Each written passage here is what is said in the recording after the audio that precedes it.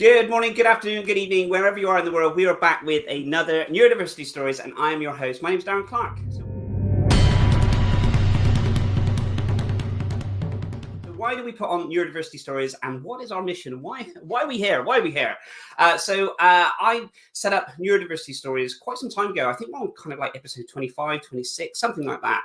And it was purely to spread more awareness around neurodiversity and to also have some incredible people all come here and just have a conversation about maybe their journey around neurodiversity, and kind of experiences, maybe the people they work to, maybe family members. And we have had an amazing array of guests, incredible guests come on, and I'm absolutely thrilled today to have my good friend joining us today. I know how incredibly busy she is. So when she reached out and said, I'd love to be a part of this, I literally grabbed hold of it with both hands and absolutely delighted to be welcoming Keisha shortly.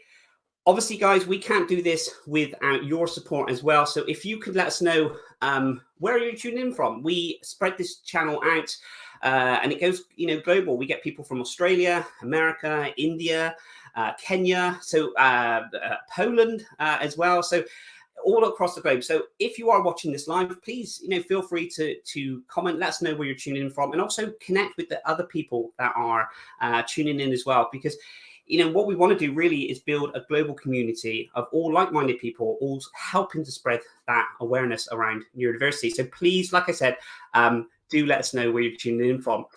I want to say a massive thank you as well to our sponsors. We have Claro Writer Helper, who are helping to sponsor our Neurodiversity Stories. And I want to just share this with you. If the thought of writing essays fills you with dread, then you need Claro Writing Helper from Claro Software. Our intuitive, easy-to-use software takes the stress out of essay writing by giving you 7 clear, easy-to-follow steps to help you organise your thinking, develop the flow, capture snippets from documents and websites, and produce great essay content. Contact us today to start your free 15-day trial and say goodbye to essay writing anxiety.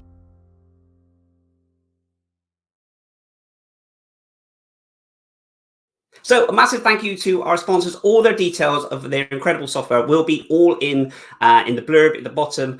And if you are watching this on YouTube, listening on the podcast, and please do check out all the links to this incredible software. So guys, like I said, my name is Darren Clark and I'm the host of Neurodiversity Stories. I'm a global I forgot then. What am I? Who am I? So my name is Darren Clark and I'm a global neurodiversity consultant. I work with global organizations to spread more awareness around neurodiversity with teaching and training. So guys, you're not here to see me. You're here to see my incredible guests. So today we have my good friend, we have Keisha Adair Swaby.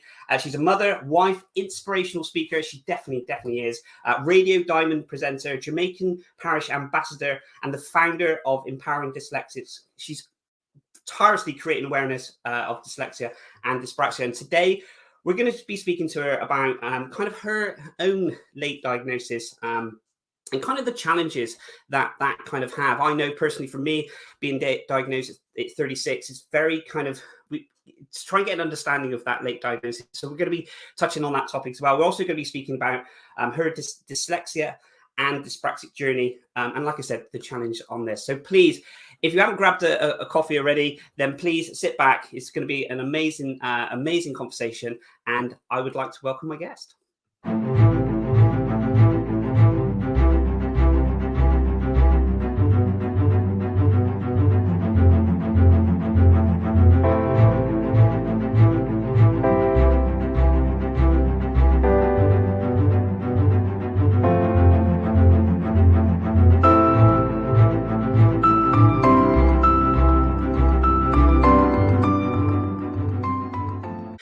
Good morning, my friend. How are you?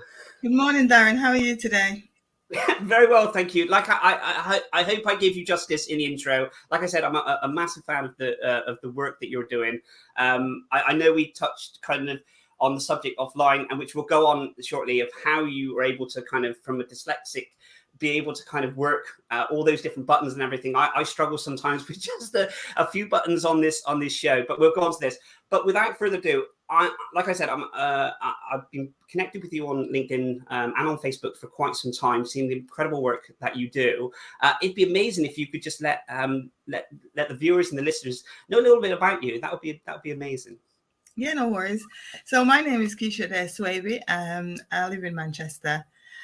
My journey with dyslexia goes a long way because I grew up in Jamaica and I came to the UK. So that's where it all started, really. And at the moment, I've got a mother of 4 children, a wife, and I'm also doing some studying. I'm doing a master's in health psychology, and that's me. That's a master's in. How are you finding doing a master's? I mean, I don't sound I'm just going, when I talk about this, I'm talking about my own kind of perspective and how I kind of learn and study. I mean, I tend to look at everything kind of off of YouTube. That's because I'm a visual learner. I tend to look if someone else is physically doing it, then I can kind of learn that way. But I guess how do you feel doing the master side of it? Is there a certain way that you kind of learn from that, or the techniques?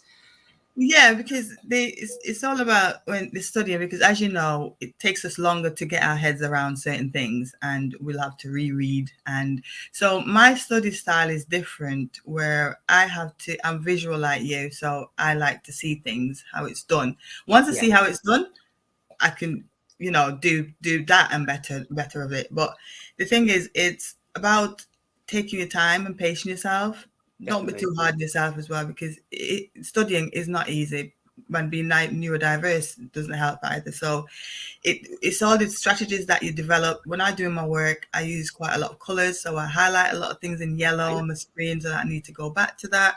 I highlight everything that I need to, in highlighted as well, like reading articles, everything has to be highlighted so it's easy and accessible for me. That's really good way, because I look at when I'm reading something, I tend to say I'm reading a book. If I haven't, I tend to read the same page quite a few times. But if I'm reading the book and then I put it down, and then the next couple of days, I forget about reading it, and then I pick it up. Sometimes that kind of memory of even though I've turned the page to say where I am in that page, I start reading it and thinking, my goodness, what happened? So I end up, it takes me twice as long reading the book anyway, but almost 3-4 times trying to remember what was kind of the story beforehand. And I guess when you say about studying it's hard, when you look at something like a master's, which it is like a marathon, isn't it, of learning. It's not it's not like trying to watch a tutorial of one thing of fixing something and saying, okay, I've got that, you turn this way, you do this. It's that long duration of time, isn't it? I mean, it hasn't been easy, but as you know, we're resilient and we're determined. That's dyslexic people. We're not going to give up. So, whilst it's hard, you have your challenges, you do try and find solutions and work around them. Yeah. So it's all about knowing what your strengths are, really, and what your challenges are. Absolutely, and we see this in abundance with so many people. If we take dyslexia, it's almost because that different way of looking at something is, we kind of, they say, so kind of go around the houses, so to speak, to try and fix a problem. It gets done, but it's in such a kind of creative way. Yeah. I want to kind of touch on, if it's okay. So you said you were kind of diagnosed late on in life. Would you mind me asking what kind of age you were when you were diagnosed, if you don't mind me asking? Yeah, that's fine. So my diagnosis, I've had it all the way through my life. I just didn't know what it was. So I was doing my degree at the time. And for the last few assignments of the degree, I made it my effort to ask someone to check it. So when I took it to the library and I asked Leslie took it and she checked it and everything. And when I went back to her in the library, she said to me, "Oh, I didn't know you were dyslexic." And I was like, okay. Is that the first time sorry to interrupt. Is that the first time someone mentioned it to you? So it was kind of... Yeah, it was like one of those moments where life-changing moment. And she said, "I know I can spot it because I've got a brother who's also dyslexic, and I see the way you do things in your assignment that made me think that you are." So because it was the last few weeks of my degree in uni, from I heard that, I contacted student support, emails started going around, because had I left, they wouldn't be responsible for me to get a diagnosis or, So all of that went through very, very fast, and I got an appointment and got a 3-hour, the assessment. And after that, I came out severely dyslexic and dyspraxic. So that was a thing where, because I had been working for 12 years in local government, but I came out of that job in 2016 and then started studying. So hadn't I, had I stayed in that job, the same thing would have been carrying on. Yeah, so that's the way I got diagnosed. Age 41. Yeah, I was 36. So it's really interesting when I speak to people and they talk about the kind of the late diagnosis, because you must be inundated with people, with the work that you do. I'm sure, and being an ambassador and everything, people contact you with their stories, which is so humbling when people send you their stories and how they got diagnosed and stuff. And when I speak to people with a late diagnosis, I can really kind of relate to how I felt at that time. How did it make you feel? Did it kind of, it absolutely changed everything. And this is why I'm always champion the benefits of getting diagnosed, because you actually finally understand why it is that you do things the way you do, what it is why you have all these challenges, and why you really could excel at certain things. For me personally, it was a life-changing moment when she said that to me, and when I got the diagnosis, because coming from a diagnosis as well, and if you're studying, it makes a massive difference in regards to the support that you can get. So that's why I'm always championing the importance of people getting diagnosed. Because there is this kind of, some people think, well, actually, I kind of know I'm dyslexic, so to speak. I don't need kind of to go down the route of the diagnosis side of it. But like you said, it depends, I guess, if you're going into workplaces or studying, the actual diagnosis side of it, it can, like I said, it can really help, because it does unlock a lot more doors, I guess, and a bit more kind of understanding. I'm interested to know when I got diagnosed, I got severely dyslexic and ADHD. That was kind of what they said. Although when I look at Neurodiversity and I speak to all the incredible people, there are elements of other things as well that dip into that. And I think, well, maybe, and I'm thinking, no, just calm down. It's, I'll have a bit of this, like a shopping list. I totally understand, because they're all entwined anyway. Because the way I think, because it's just recently I'm learning a lot more about ADHD, and the way I think and the way I do things and my mind and everything, thinking, I've never been tested or diagnosed with it, but I know that there's elements that's lapping over, definitely. So when you say that, I can really relate to that, definitely. I was in because when they diagnosed and they said it's severe dyslexia and ADHD, and at that time I didn't know what kind of dyslexia was. I mean, my diagnosis came off the back of I wasn't told. I knew there was something. I wasn't told. It was more on the basis of there was a news article going on. I think it was kind of like a Points West or something in the afternoon, and they were interviewing an entrepreneur, and they said, why did you set up this floristry business? And she started saying about her dyslexia. So at the time, starting my own business as an entrepreneur, I was thinking, oh, this is a segment about entrepreneurship. So I was kind of, listening. And then when I really went into the interview, it was only a 3 or 4 minute segment. And it was all about kind of dyslexia. And they were saying, I can't spell the bouquets of flowers, but I can tell you by smells and colors what they are, and all these different things.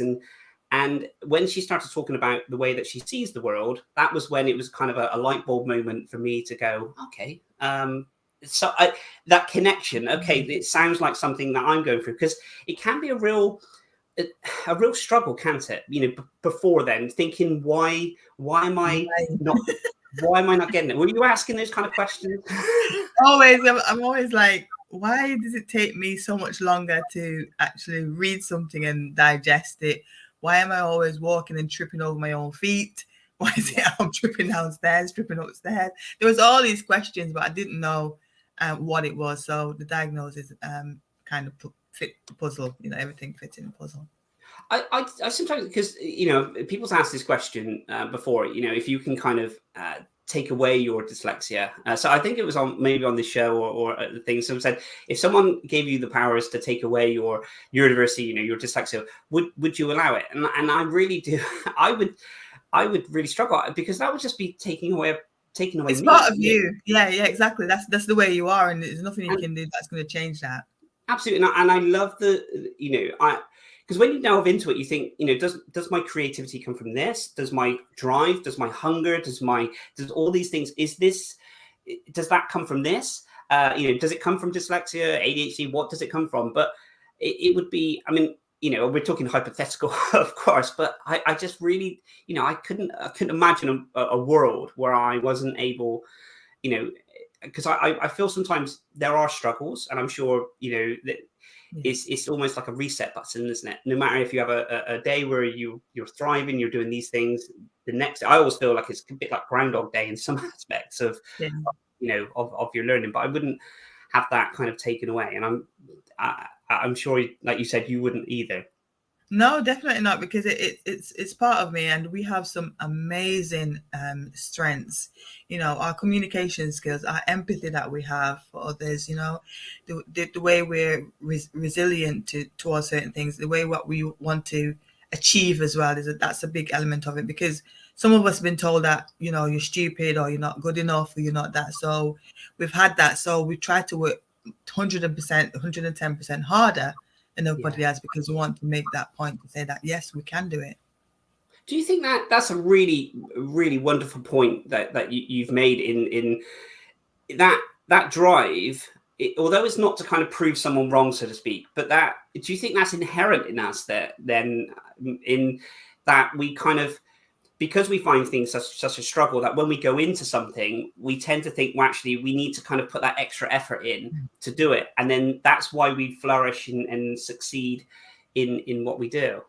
Definitely. I think that's got a strong correlation to it, because even with studying, we'll go above and beyond, you know, we'll make sure that we've done that and more to ensure that we've got there and we've achieved what we need to achieve. So yeah. So I'm really fascinated about your radio show. I avidly tune in to this and like I said, I know we've mentioned about pushing all the buttons and doing this and things like this. I'm always in awe of that, and it's an incredible show. And guys, if I will put a link to if that's okay, I'll put a link to that if you guys want to check it out. But how did that kind of come around? Okay, I love sharing this story, because it's kind of double-barreled in a way, where it's showing people that whatever dream that you have, don't give up on that dream, whether you're dyslexic or not. When I was growing up in Jamaica as a child, my great-granddad had this little blue radio, and I was forever getting in trouble because I was fascinated to find out, why is it there's a voice, but I can't see who's inside of it? Amazing. I was really fascinated, and one of my dreams as well was to come to the UK from that age. So I was always fascinated. The radio was a puzzle to me. And I just thought, you know, one day I'm going to be that voice behind that radio, because I'm just fascinated by this. And then in 2000, after I left my job in 2016, 2017, I had an email come through on campus from our student engagement officer. And it was for a project to do with the BBC Radio Manchester. Wow. Okay. Being dyslexic, it asked for so much information, Darren. They wanted to know so much about me, what I want to bring to the station, what show I want to bring to them, what my plans were and everything. And I just kept putting it off, because I got overwhelmed by the amount of information that I had to fill in. So I started doing it, and I do it bit by bit. That's another thing. It's very important. Don't get overwhelmed. So I started doing it, and I did it, and just sent it off, and thought, I'm not going to hear anything from that. I was in a lecture one day, and then I got a call from the BBC Radio Manchester and said that we really love your idea and we really want you to be part of the project. So I had to go for 3 separate stages of interviews and presentation to them. And then I got accepted to be part of the project. So that's how my journey started in radio, really. And then from that, someone invited me onto Radio Diamond. 2 ladies invited me for interviews to interview me. And they kept saying to me, "Oh, Keisha, you're really good at this. You should try and get a show on the radio, you know." And I was like, no, I can't be doing that with all them buttons and knowing what to do and all these sounds and everything. And what, you know, I'm just not going to get my head around it. And I thought about it and I thought, you know what? It's always been a dream. So if I'm going to get a permanent slot to myself, permanent show, I should go for it. And then I went for it, got a bit of training, you know, trying to get my head, writing everything down so I can remember. And with time, as time progressed, I took my time, bit by bit. I remember interviewing my first guest. It was Coyote from The Apprentice. He was on The Apprentice. I love that guy. yeah, you know that guy. So he was my first guest, and I remember he sat in the studio, and I was like, I was like, I didn't even know what was there. I interviewed him, and it went really well.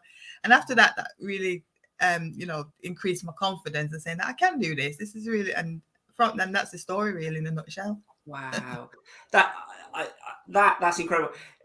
Having, you know, that kind of high profile, as I mean, because like you said, you're you know, a lot of listeners, a lot of pressure, a lot of, you know, and then you have a guest come in which is completely, you know, known globally from the show. He was very current as well, because he was on the show. You know, practically just come off The Apprentice. It was really. So it wasn't like here's past and present. You know, what's coming in. It was like, bam. There's the, you know, there's the guest. Oh my word. So but obviously, you know, did that kind of performance come into you? You know, that kind of you know, thinking, you know, because the mind talk must be, you know, I can do this, and then the technical side of it is something else, isn't it? It's that negative self-thought to think that, and something that dyslexics suffer from. I don't know if anybody else but myself, imposter syndrome as well, thinking, because when I got the project to do the BBC Radio Manchester, I was like, how have I got here? How is, you know, how has this happened? And so, and then it just sort of like comes second nature now. It just, the radio to me is just part of my life, part of me. But I can see, you know, when I see you, you know, doing your show, what I love about it is that even though you feel more comfortable in you know, in your surroundings and what you're doing, you can still see that passion. It's not just a you know, a job. Every single show you do and everything you do is like the first time, and that is.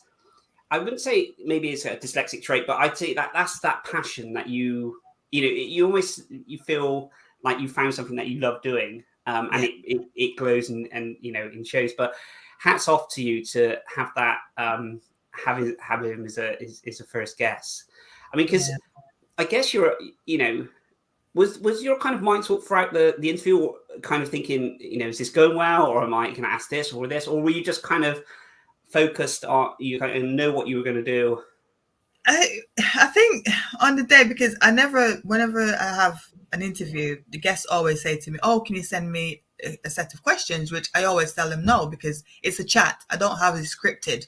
I'm not going to script. So on the day, we just had a chat first before we went on air, and then we just talked, like, you know, having a normal conversation, because But I guess that, like you said, you know, with dyslexia, great communicators.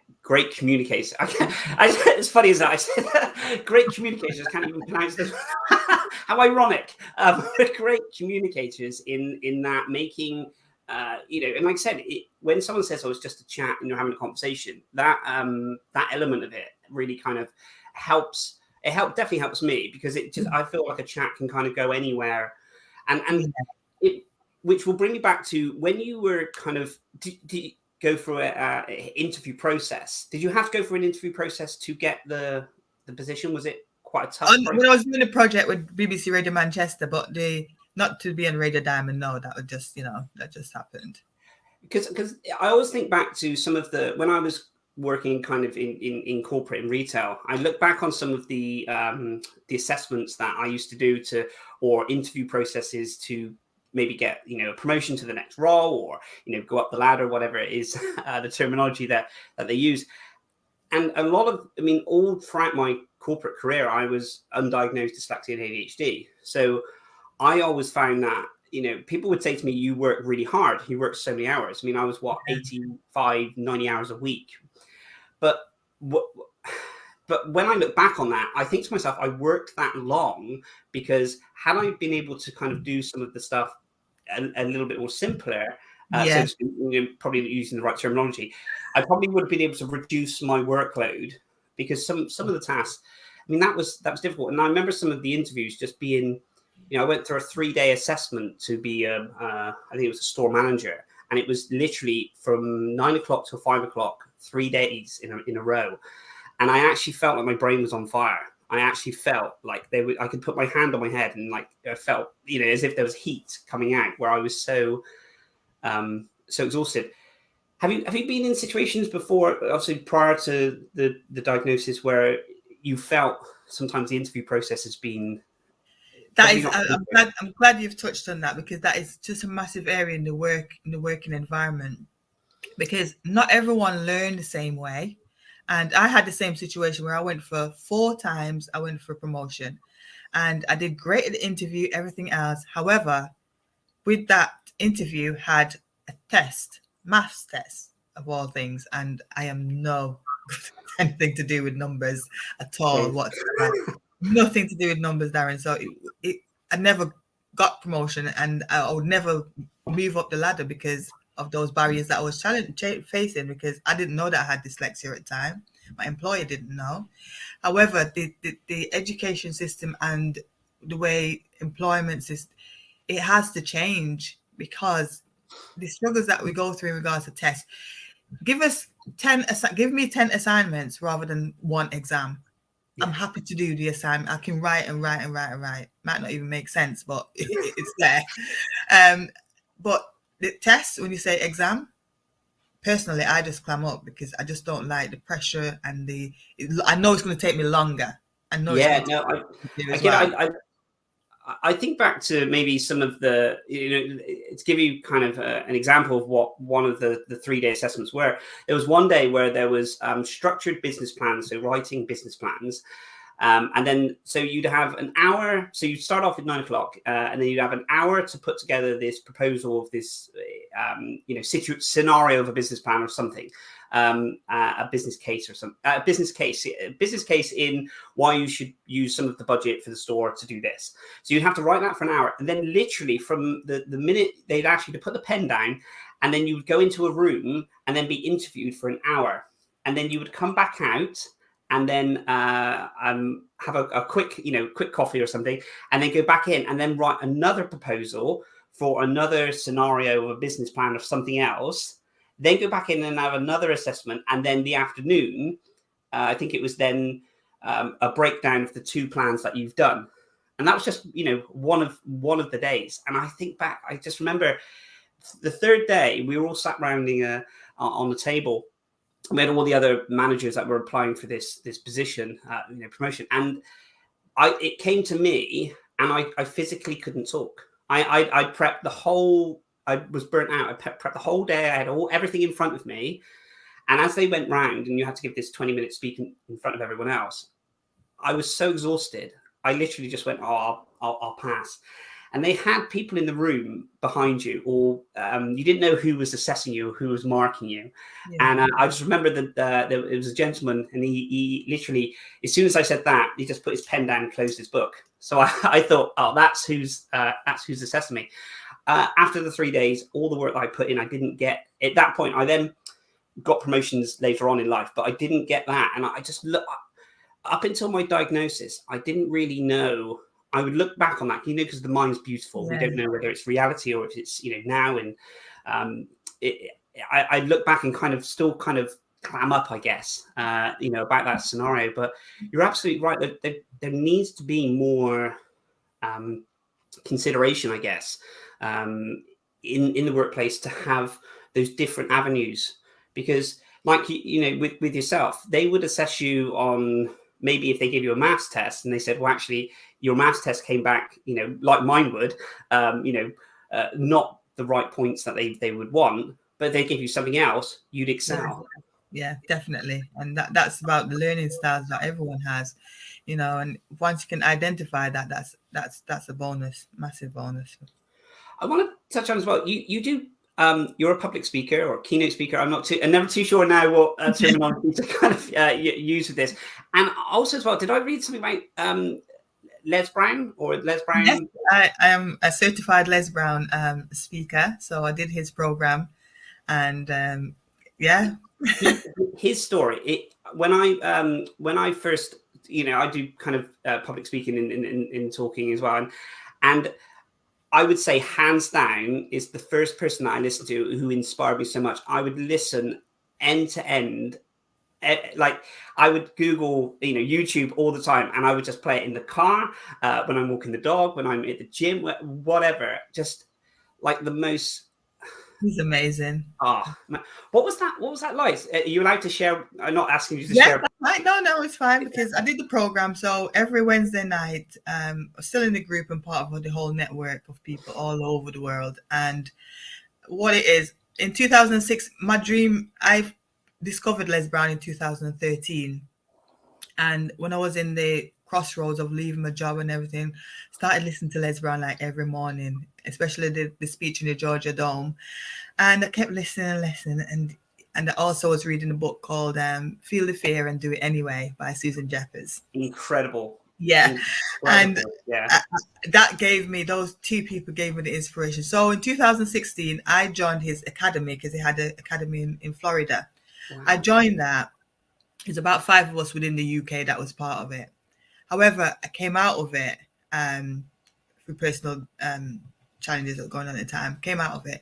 But when I saw that advertised and saw that Les Brown, you have on a Wednesday night, we have a Zoom with him and he teaches all of us. It's like sometimes it's 500 of us on there and he'll talk and he's there. He's just such an amazing person.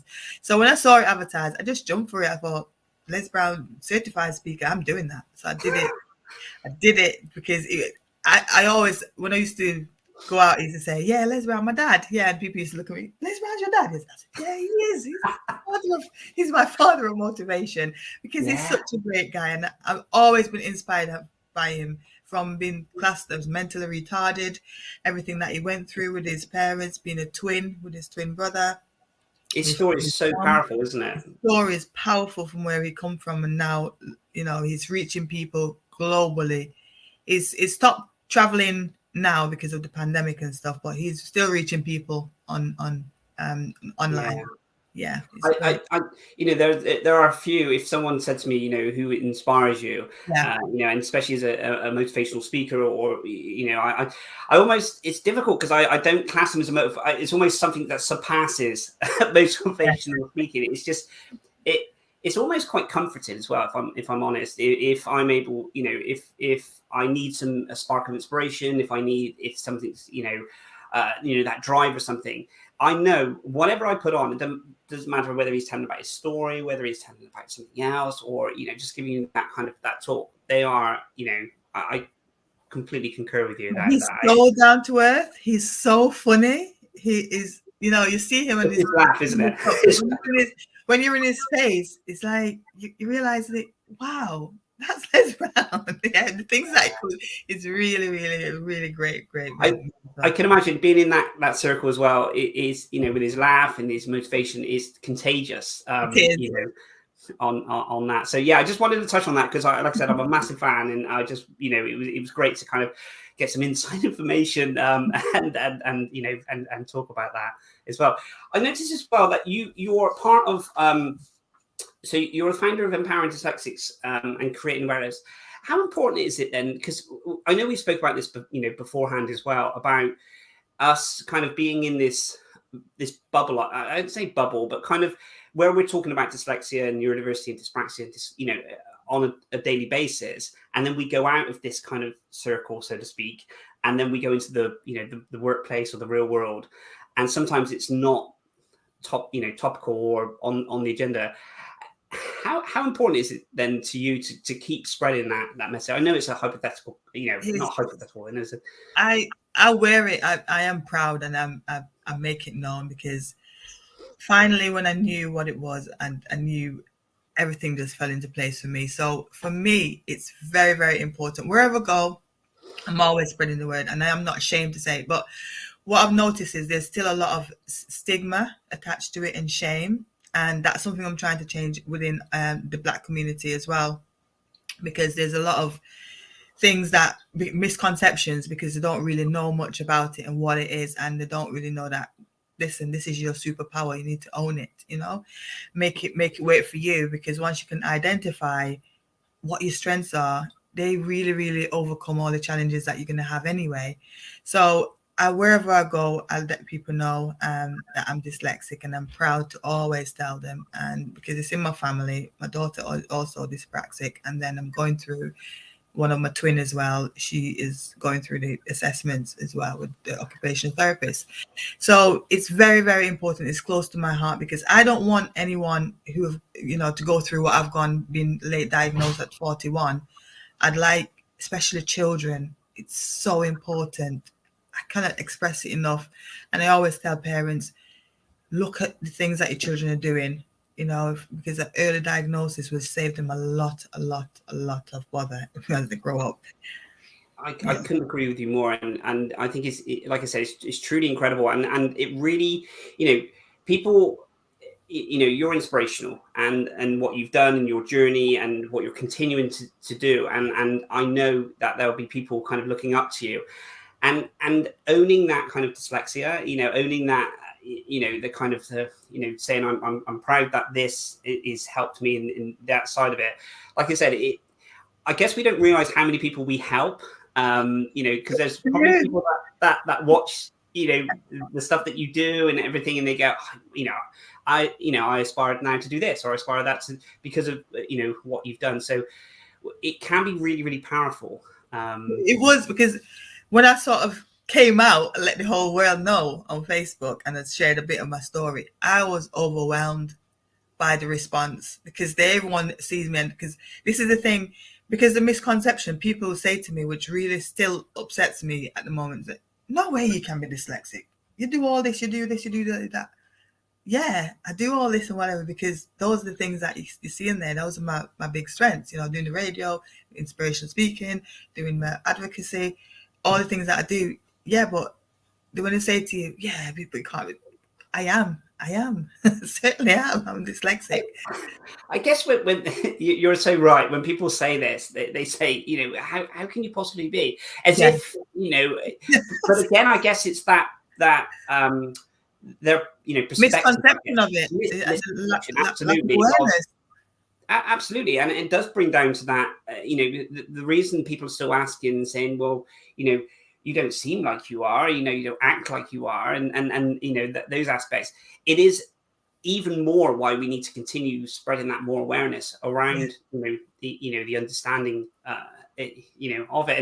And I know you kind of mentioned as well how important it can be, you know, from an early age as well. And I guess because we both have been diagnosed, you know, late on in life, that support for a child, you know, I look back and I think, you know, everything seemed a little bit cloudy, a little bit kind of, I didn't really understand why, you know, my peers were kind of, you know, getting it or understanding. And I guess that support, even if it's not an initial support, like, you know, no one's going to say, you know, I have dyslexia, you have a diagnosis, and then suddenly they'll give you all the tools and everything else, and then you're cured and everything's done. But it starts that process, doesn't it? Of the journey of understanding. Yeah, because, you know, I've seen it in communities where, because children have gone undiagnosed through primary school, go through college, end up in university. And that's when only those who are brave enough to say, you know, I'm going to carry on my studies, I'm going to take the plunge and do it.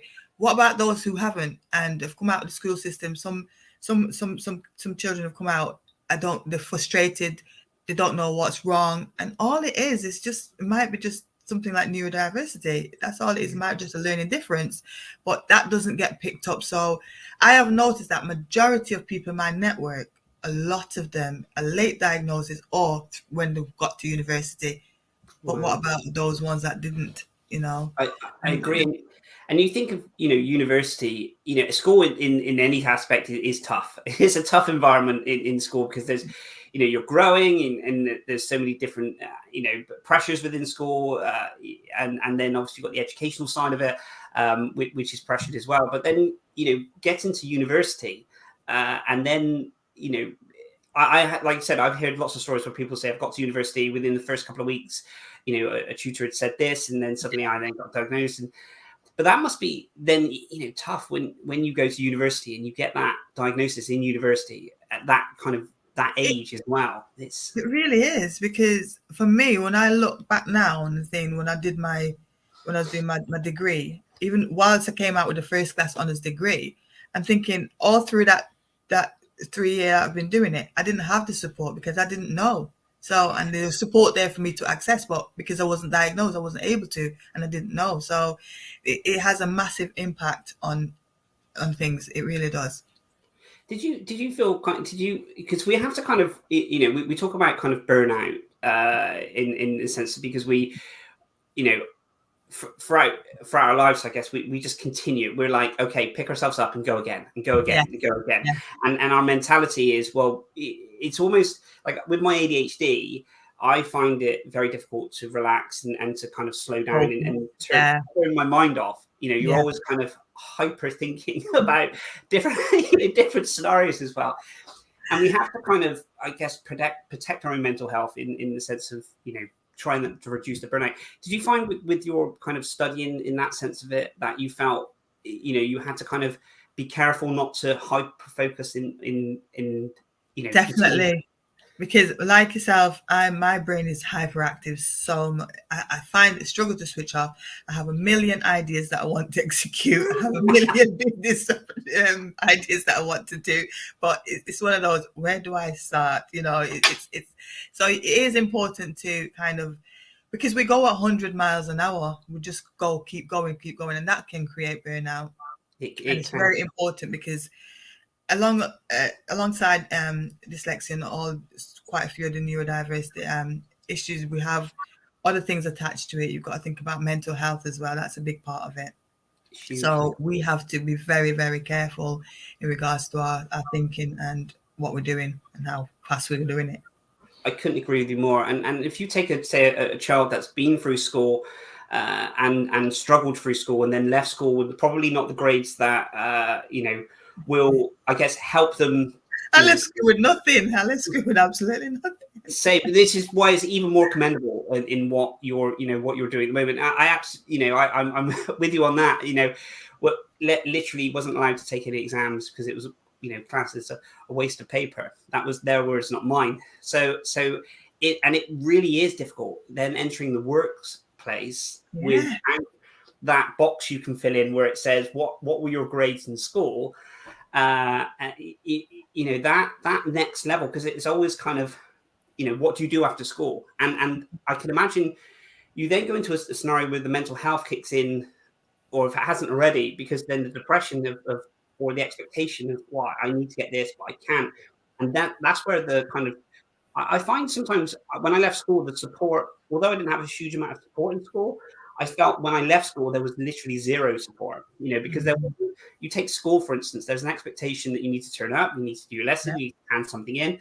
And almost when that's taken away from you, it's kind of, you're off, to do your own, which is even more why we need to kind of protect our children because I still class, even when they leave school, it's still children. It's still such a young age.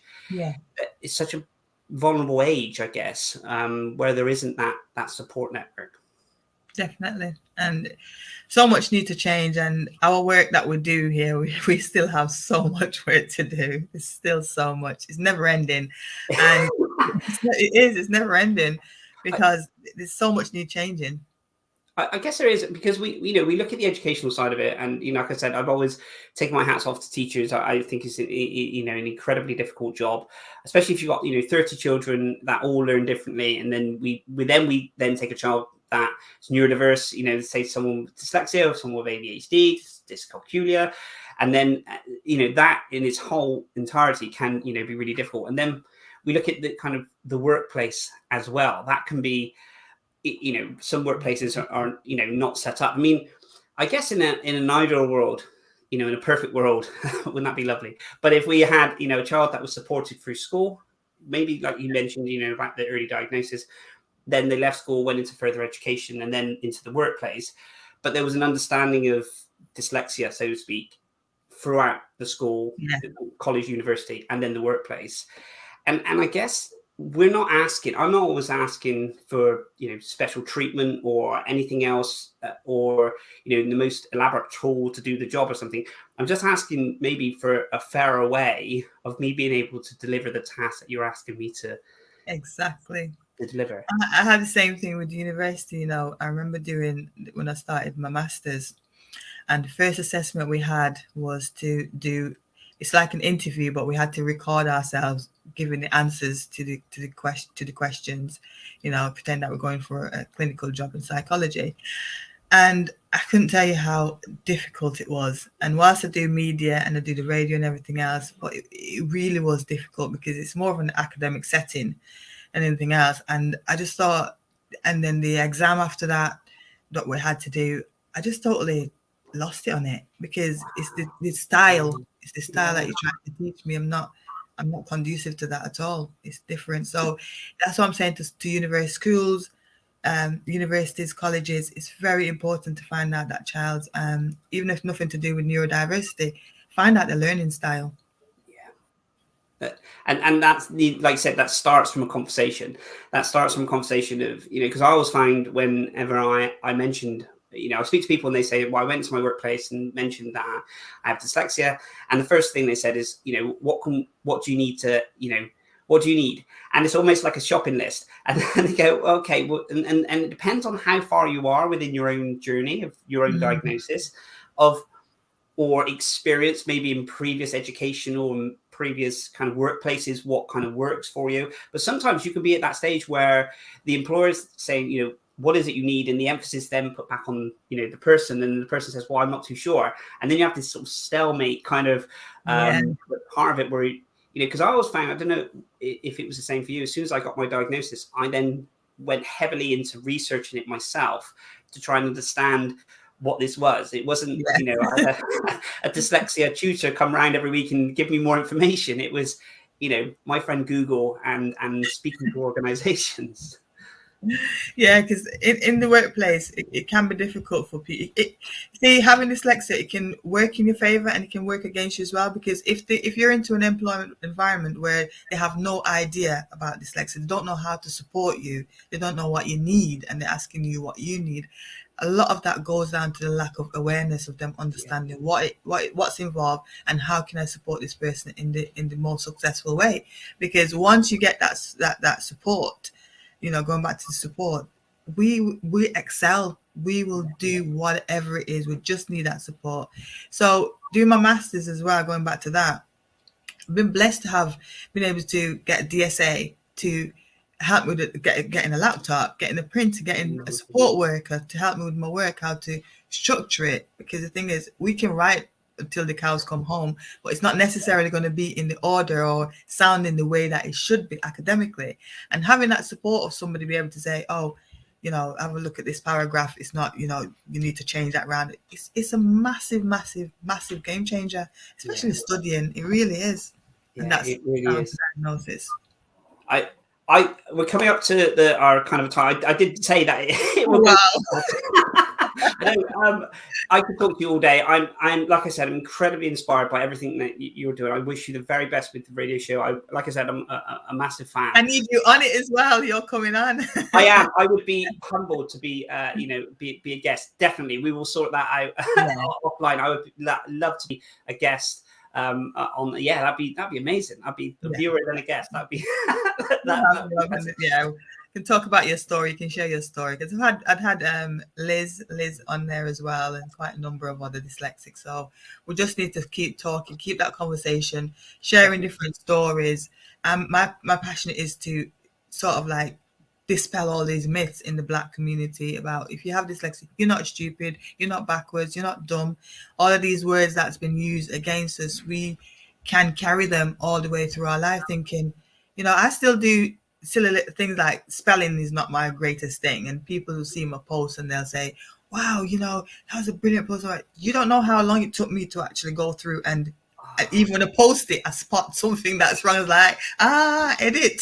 So, that. Yeah, bless you. you know, Yeah. and that's why people always say, you can't be dyslexic because you do this so well, and you do that, and you do this. But I am, but you don't see my struggles in the background, you know? It is all that behind the scenes work that we do, and then they just see the kind of the end product. The pretty bits of it, all the good successful side of it, it was so pretty, and it's, you know, it took a long time to get it pretty.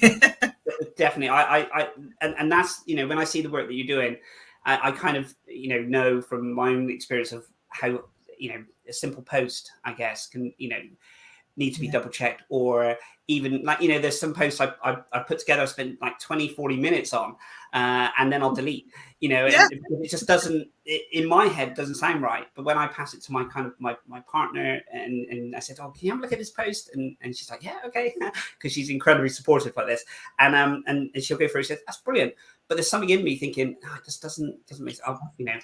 And some, I've got to a stage now where I just kind of, well, I'll post it, and then it seems okay. But at that time, second, third, fourth, fifth guessing, that, you know, the stuff that we're putting out, aren't we?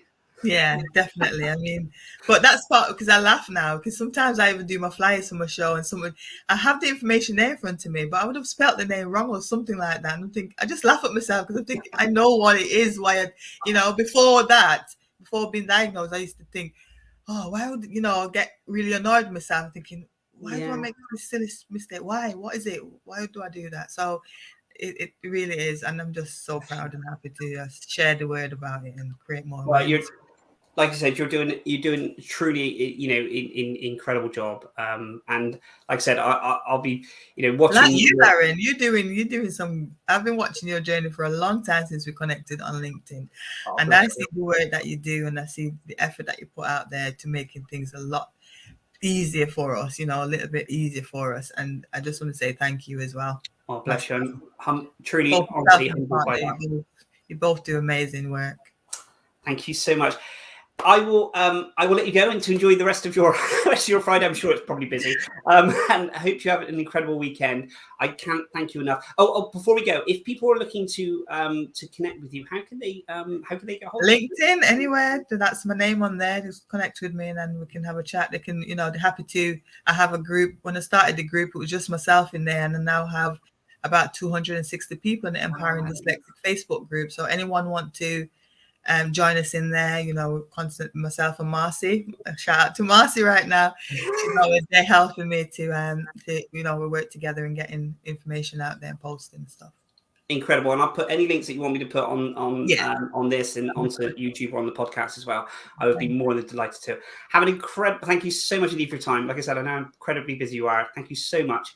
Have an amazing rest of Friday, a great weekend, and I will catch up with you very, very soon. Take care, my friend. Cheers. Bye-bye. Bye.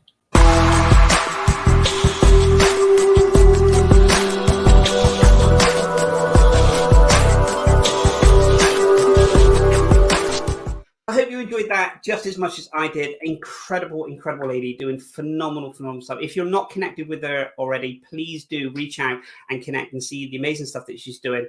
I could have spoken to her for hours and hours and hours, and heard more. There's not, like I said, I say this with guests before, but there's so much on here that we've not even kind of touched on completely. But guys, that's another Neurodiversity Stories for today. We will be back next Friday with another incredible guest. Have an amazing rest of the Friday, a fantastic weekend, and I will see you soon. Take care, guys. Cheers. Bye-bye.